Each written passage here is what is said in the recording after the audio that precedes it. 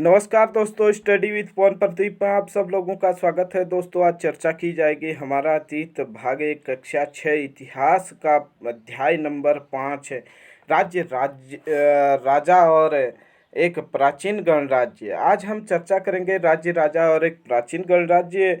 इससे पहले हम इतिहास, भूगोल और एनसीईआरटी बेस के आधार पर, एनसीईआरटी किताबों के आधार पर प्रतिदिन 6, 7, 8, 9, 10 की कक्षाओं पर चर्चा करते आए हैं और आगे भी करते रहेंगे। अगर आप हमारे इस यूट्यूब चैनल पर नए आए हैं तो आप हमारे साथ जुड़कर इन चर्चाओं में शामिल हो सकते हैं। आइए चर्चा शुरू करें।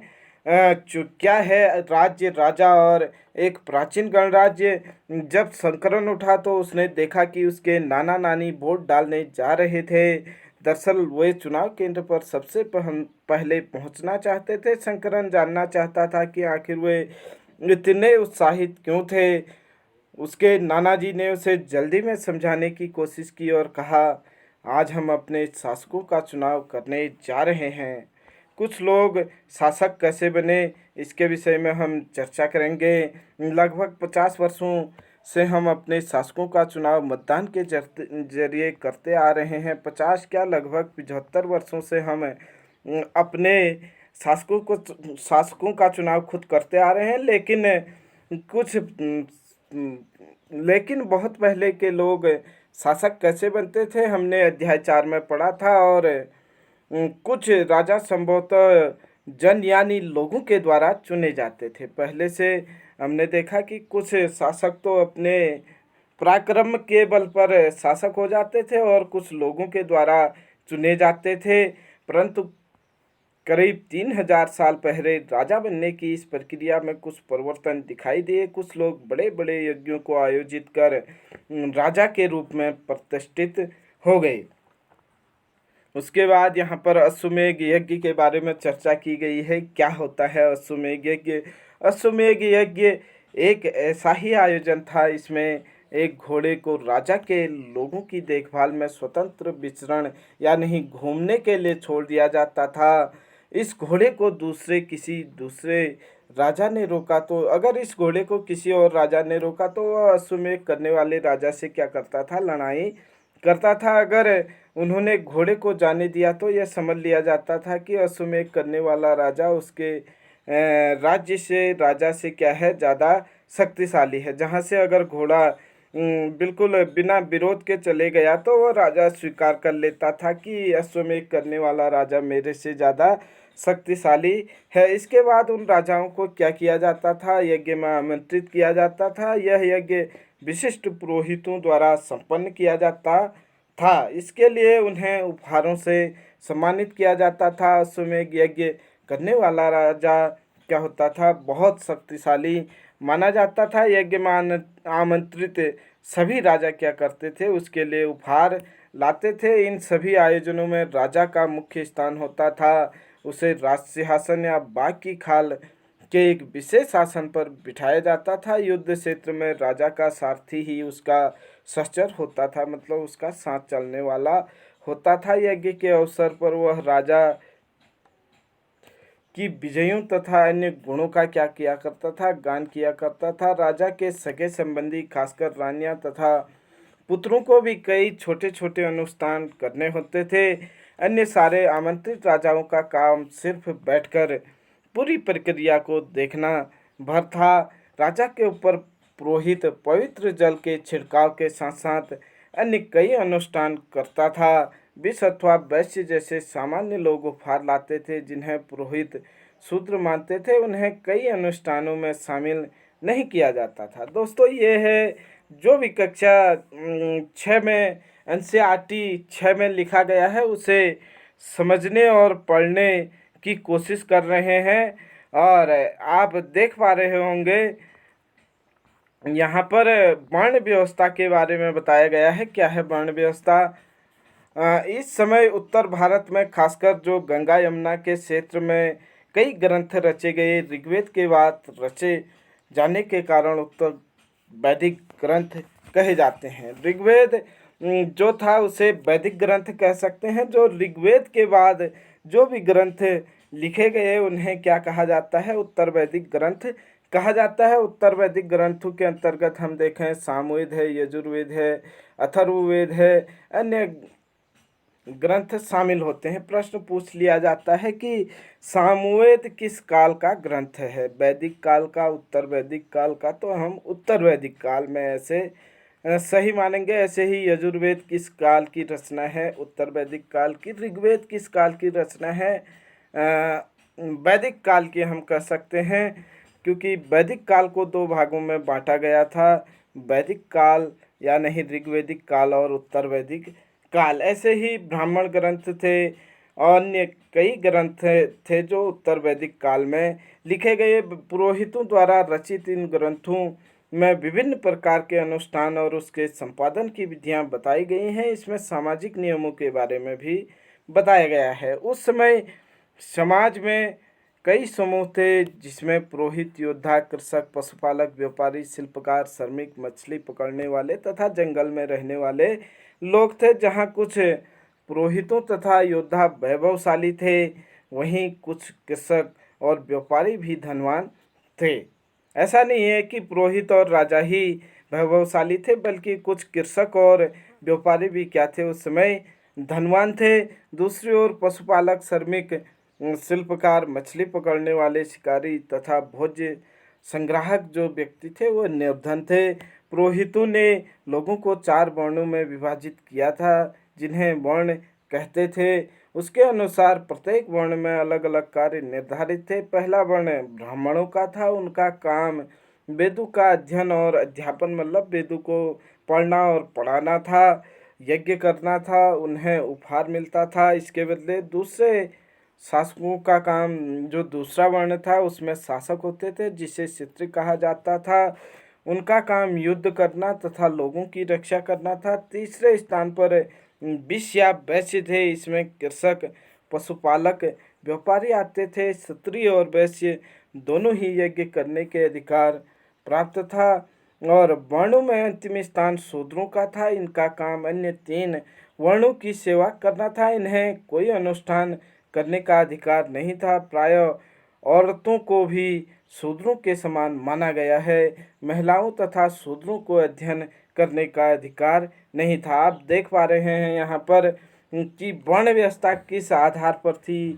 और पुरोहितों के अनुसार सभी वर्णों का निर्धारण जन्म के आधार पर होता था। उदाहरण के तौर पर ब्राह्मण माता पिता की संतान ब्राह्मण ही होती थी। बाद में कुछ लोगों ने अछूत माना गया, कुछ लोगों को अछूत माना गया। अछूत वर्गों में कुछ शिल्पकार, शिकारी, भोजन संग्राहक शामिल थे। साथ ही वे लोग भी आते थे जो शवों को दफनाने या जलाने का काम करते थे। इन लोगों से संपर्क अपवित्र माना जाता था। कई लोगों ने ब्राह्मणों द्वारा बनाई गई इस वर्ण व्यवस्था को स्वीकार नहीं किया। कुछ राजा स्वयं को पुरोहितों से श्रेष्ठ मानते थे। कुछ लोग जन्म के आधार पर वर्ण निर्धारण सही नहीं मानते थे। इसके अतिरिक्त कुछ लोग व्यवसाय के आधार पर लोगों के बीच भेदभाव उचित नहीं समझते थे, जबकि कुछ लोग चाहते थे कि अनुष्ठान संपन्न करने का अधिकार सबको हो। और कई लोगों ने छुआछूत की आलोचना की। उपमहाद्वीप के पूर्वोत्तर क्षेत्र के इलाके में सामाजिक आर्थिक असमानता बहुत कम थी। मतलब वहाँ पर समानता पर बल दिया गया था। जो पूर्वोत्तर भारत का क्षेत्र था, इस उपमहाद्वीप का क्षेत्र था, यहाँ पुरोहितों का प्रभाव भी क्या था? बहुत सीमित था।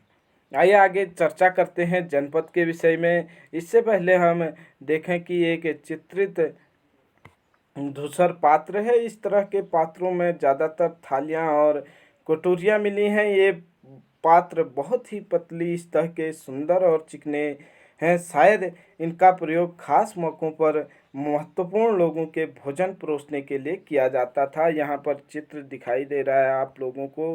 यह एक कटोरे का चित्र यहाँ पर दिया गया है। इस प्रकार के कटोरियाँ एवं थालियाँ काफ़ी मात्रा में मिले हैं पुरातत्वविदों को उत्खनन के दौरान। इसके बाद हम चर्चा करेंगे जनपद के विषय में।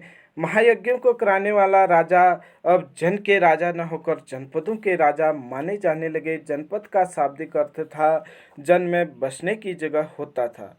जनपद का शाब्दिक अर्थ जन में बसने की जगह होता था। कुछ महत्वपूर्ण जनपद अभी हम मानचित्र में देखेंगे। पुरातत्वविदों ने जनपदों की कई बस्तियों की खुदाई की है। दिल्ली में पुराना किला, उत्तर प्रदेश में मेरठ के पास हस्तिनापुर और एटा के पास अंतरजी खेड़ा इसमें प्रमुख है। खुदाई से पता चला कि लोग झोपड़ियों में रहते थे और मवेशियों तथा अन्य जानवरों को पालते थे। वे चावल, गेहूँ, धान, जौ, गन्ना, तिल तथा सरसों जैसी फसलें उगाते थे। इसके बाद हम देखें कि लोग मिट्टी के बर्तन भी बनाते थे।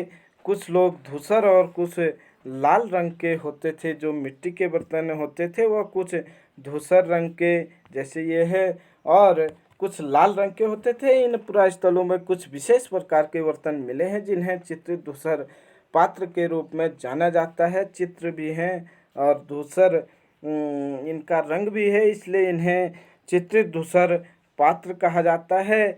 जैसा कि इसके नाम से ही स्पष्ट है, इन बर्तनों पर चित्रकारी की गई है।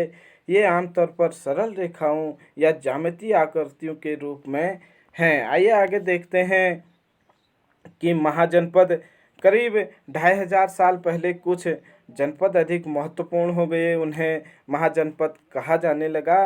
मतलब महाजनपदों की संख्या का पता दो ग्रंथों से मिलता है। जैन ग्रंथ भगवती सूत्र एवं बौद्ध ग्रंथ अंगुत्तर निकाय, ये दो ऐसे ग्रंथ हैं जहाँ पर महाजनपदों की संख्या 16 बताई गई है। कुछ महाजनपदों को दिखाया गया है। अधिकतर महाजनपदों की एक राजधानी होती थी। कई राजधानियों में किलेबंदी की गई थी।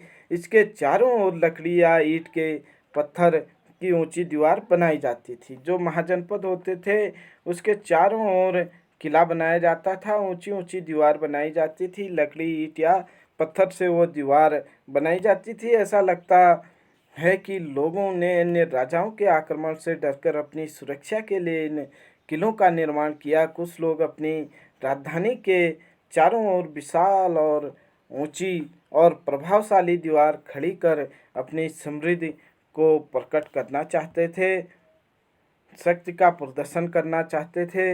इस तरह के किलों के अंदर रहने वाले लोग और उसके क्षेत्र पर नियंत्रण रखना भी सरल हो जाता था। इस तरह की विशाल दीवार बनाने के लिए व्यापक योजना की आवश्यकता थी और लाखों की संख्या में ईंटों तथा पत्थरों का इंतजाम करना पड़ता था। हजारों स्त्री पुरुषों तथा बच्चों के लिए अथक परिश्रम किया होगा। इस काम को करने के लिए, इन कामों को करने के लिए हजारों जो स्त्री पुरुष हैं, बच्चे हैं, उन्होंने परिश्रम किया होगा, कठोर मेहनत की होगी। इसके लिए संसाधनों की भी आवश्यकता पड़ती होगी। अब राजा सेना रखने लगे थे, सिपाहियों को नियमित वेतन देने लगे थे। पूरे साल भर उन्हें वेतन दिया जाता था। कभी कभी उनको आहत सिक्कों के रूप में भी वेतन मिलता था। इन सिक्कों के बारे में तुम अध्याय 8 में पढ़ोगे। आपको देखना है तो इन सिक्कों को 84 नंबर के पेज पर देख सकते हैं आप अपनी किताब में कि आहत सिक्के किस प्रकार के थे। आहत सिक्के मतलब जो हाथ से बनाए गए सिक्के थे। हमने देखा था कि महत्वपूर्ण जो जनपद थे, महाजनपद थे, आप यहाँ पर देख सकते हैं मानचित्र 4 में जनपद, महाजनपद और नगर, जो 16 महाजनपद थे उसके बारे में अगर हम बात करें तो दक्षिण भारत में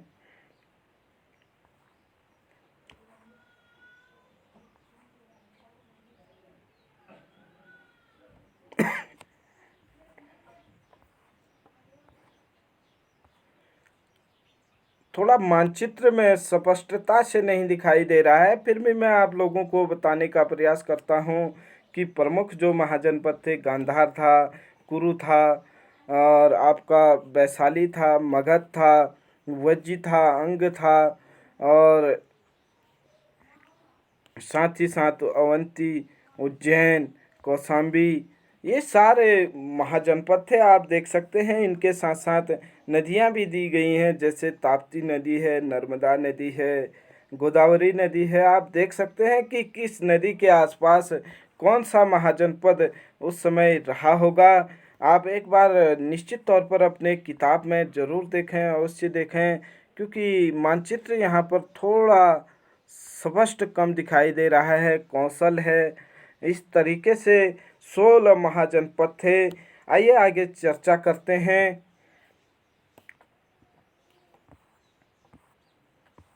कि महाजनपदों में राजा ऋग्वेद में उल्लेखित राजाओं से किस प्रकार भिन्न थे, इसके विषय में आप लोगों से प्रश्न पूछा गया है। ये प्रश्न हम जब इसके अभ्यास प्रश्नों पर चर्चा करेंगे तो उसके साथ इसकी चर्चा की जाएगी।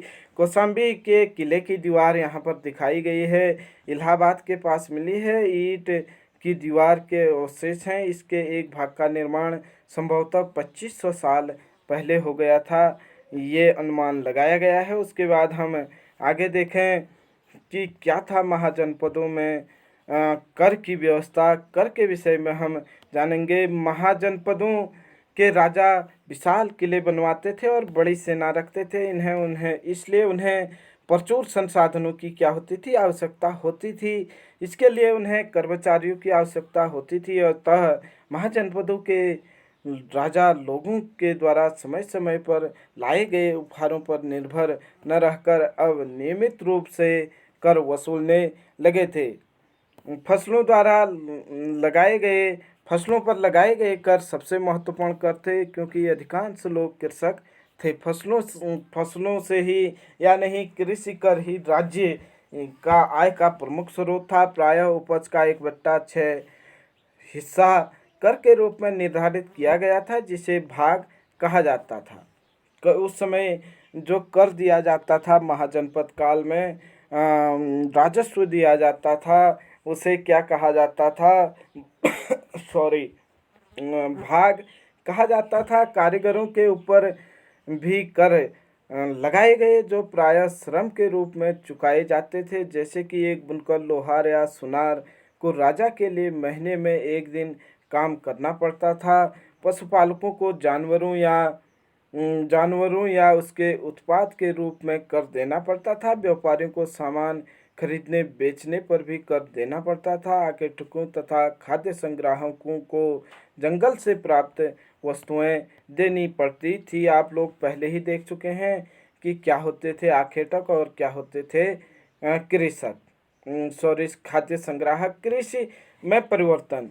इस युग के कृषि में दो बड़े परिवर्तन आए। एक तो क्या, हल में फाल अब लोहे के बनने लगे। अब कठोर जमीन को लकड़ी के फाल की तुलना में लोहे के फाल से आसानी से जोता जा सकता था। इससे फसलों की उपज बढ़ गई। दूसरे लोगों ने धान के पौधों का रोपण शुरू किया था। खेतों में बीज छिड़ककर धान उपजाने के बजाय धान की पौध तैयार कर उसका रोपण शुरू किया। अब पहले की तुलना में बहुत ज़्यादा पौधे जीवित रह जाते थे, इसलिए पैदावार भी ज़्यादा होने लगी। इसमें कमरतोड़ परिश्रम लगता था। ये काम ज़्यादातर दास दासी तथा भूमिहीन खेतीहर मजदूर किया करते थे।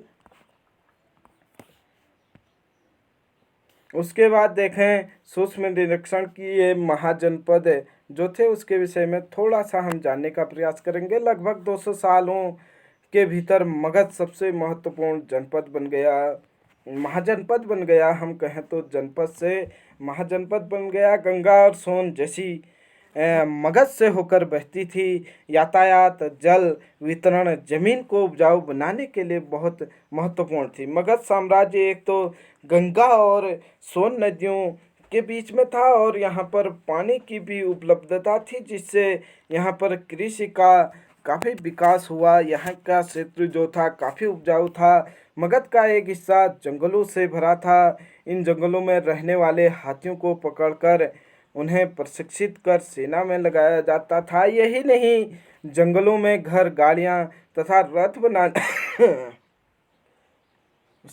थोड़ा स्वास्थ्य ठीक न होने के कारण थोड़ा डिस्टर्ब आप लोगों को हो सकता है। इसके अलावा इस क्षेत्र में लौह अयस्क की खुदाई है। मजबूत औजार और हथियार बनाने के लिए बहुत उपयोगी थे। आप देख सकते हैं मगध दो बहुत ही शक्तिशाली मगध में दो बहुत ही शक्तिशाली शासक हुए, बिंबिसार तथा अजातशत्रु। अन्य जनपदों को जीतने के लिए हर संभव साधन अपनाते थे।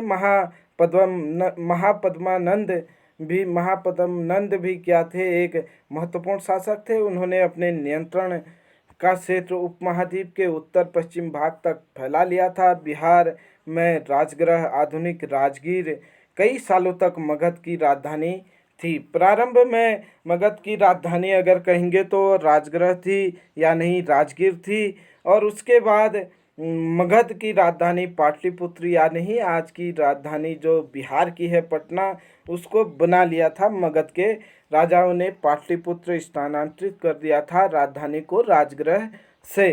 2300 साल से भी पहले की बात है।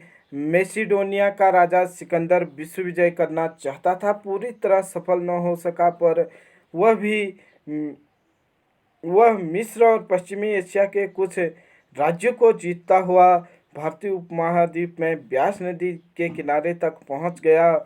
उसने मगध की ओर कूच करना चाहा तो उसके सिपाहियों ने इनकार कर दिया। वे इस बात से भयभीत थे कि भारत के शासकों के पास पैदल रथ और हाथियों की बहुत बड़ी सेना थी। इन सेनाओं और ऋग्वेद में उल्लेखित सेनाओं के बीच आप लोगों को अंतर बताना है। उसके बाद वज्जी के विषय में हम देखेंगे। जैसे कि तुमने ऊपर पढ़ा, मगध एक शक्तिशाली राज्य बन गया था। उसके नज़दीक ही वज्जी राज्य था, जिसकी राजधानी वैशाली बिहार थी। वज्जी की राजधानी वैशाली। यहाँ एक अलग किस्म की शासन व्यवस्था थी, जिसे गण या संघ कहते थे। गण या संघ के शासक होते थे। कभी कभी लोग एक साथ शासन करते थे, जिसमें से प्रत्येक व्यक्ति राजा कहलाता था या नहीं। यहाँ पर जो गणराज्य होते थे, एक से अधिक शासक होते थे। ये कहने का यहाँ पर तात्पर्य है, ये सभी राजा विभिन्न अनुष्ठानों को एक साथ संपन्न करते थे। सभाओं में बैठकर ये बातचीत, बहस और वाद विवाद के जरिए तय करते थे कि क्या करना है और क्या किस तरीके से करना है। शत्रुओं के आक्रमण से निपटने के लिए वे मिलकर चर्चाएं करते थे। स्त्रियां, दास व कामगार, श्रमिक क्या नहीं, इन सभाओं में हिस्सा नहीं ले सकते थे। बुद्ध तथा महावीर, जिनके बारे में तुम लोग अध्याय 6 में पढ़ोगे, अगले अध्याय में, दोनों ही गण या संघ से संबंधित थे।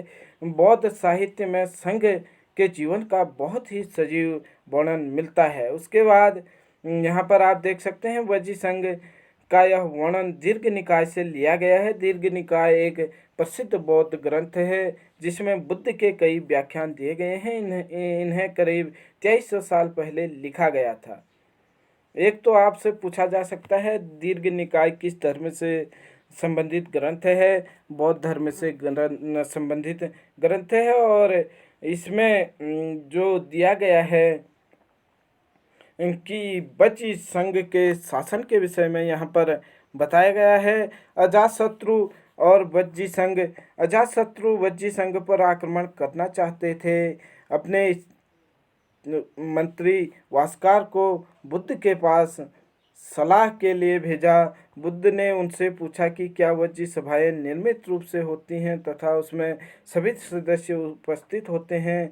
जब उन्हें पता चला कि ऐसा होता है, उन्होंने कहा कि वज्जीवासियों तक उन्नति करते रहेंगे जब तक वे पूर्ण और नियमित सभाएं करते रहेंगे, आपस में मिलजुल कर काम करेंगे, पारंपरिक नियमों का पालन करते रहेंगे, बड़ों का सम्मान, समर्थन और उनकी बातों पर ध्यान देते रहेंगे। वज्जी महिलाओं के साथ जोर जबरदस्ती, वज्जी के लोग क्या करेंगे, महिलाओं के साथ जोर जबरदस्ती नहीं करेंगे और उन्हें बंधक नहीं बनाएंगे।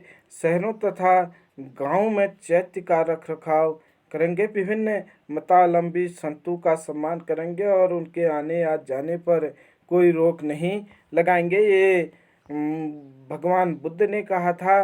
उसके बाद हम देखें, कई शक्तिशाली राजा इन संघों को जीतना चाहते थे। इसके बावजूद उनका राज्य अब से 1500 साल पहले तक चलता रहा। उसके बाद गुप्त शासकों ने गण और संघ पर विजय प्राप्त की, उन्हें अपने राज्य में शामिल कर लिया। अध्याय 10 में पढ़ोगे आप लोग इसके विषय में। एटलस में आप लोगों को देखना है, यूनान और एथेंस को ढूंढना है। और 2500 साल पहले एथेंस के लोगों ने एक शासन व्यवस्था की स्थापना की थी जिसे गणतंत्र या प्रजातंत्र कहते हैं। यह व्यवस्था 200 सालों तक चली। इसमें 30 साल से ऊपर के सभी उन पुरुषों को पूर्ण नागरिकता प्राप्त थी जो दास नहीं थे।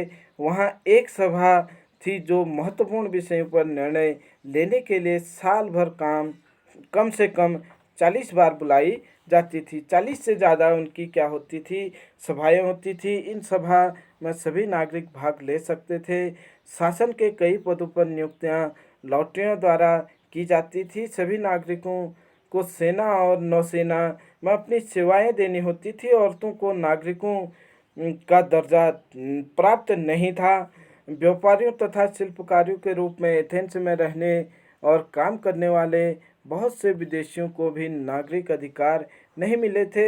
एथेंस में खदानों, खेतों, घरों और कार्यशालाओं में काम कर रहे दासों को भी नागरिक अधिकार नहीं मिले थे। क्या एथेंस में वास्तव में जनतंत्र था? अगर हम आज के परिप्रेक्ष्य में देखें तो यह जनतंत्र की मूल भावनाओं के खिलाफ ही था। फिर भी एक प्रयास था कि यह एक जनतंत्र के रूप में कैसे हो।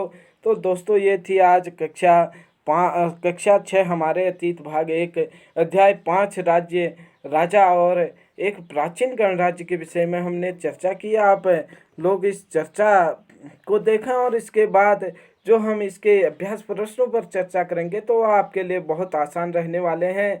आप हमारे साथ यूं ही बने रहें। मिलते हैं जल्दी ही अगले वीडियो में। तब तक के लिए जय हिंद, जय भारत।